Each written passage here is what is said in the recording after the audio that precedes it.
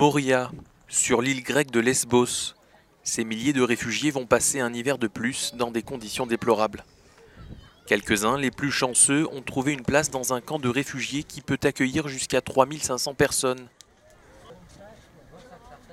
Mais ceux qui vivent dans les champs, près du centre, sont exposés au froid et à la pluie.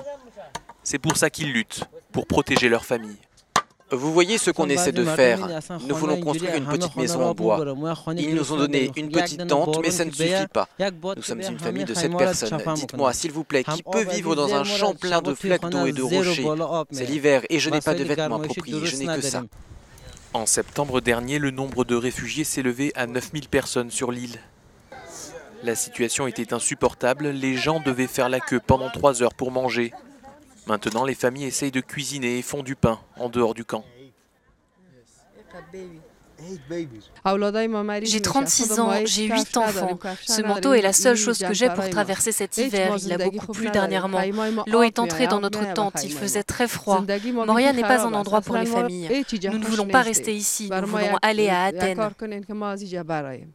À la fin de l'année 2018, moins de 5000 personnes vivaient à Moria. Cependant, beaucoup se sentent piégés sur l'île. Selon le ministère en charge de la politique migratoire, fin 2018, environ 70 000 migrants vivaient en Grèce, dont près de 12 000 sur les îles. 3 500 sont des mineurs non accompagnés. Amnesty International affirme que le gouvernement grec et l'Union européenne ont une responsabilité majeure dans cette situation de blocage.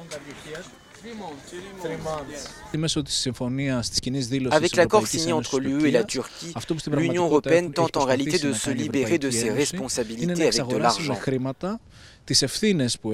Je veux dire qu'il finance des pays tiers tels que la Turquie ou la Libye au sud afin de maintenir les réfugiés et les migrants loin de chez eux.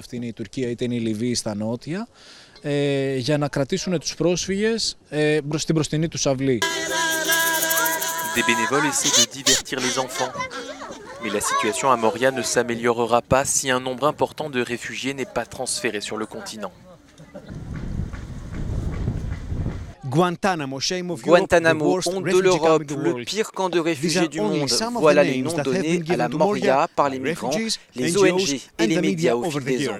Les autorités grecques font toutefois valoir que les mauvaises conditions de vie sont dues à l'augmentation du nombre de migrants en provenance de Turquie. Apostolos Taikos, Euronews, Lesvos.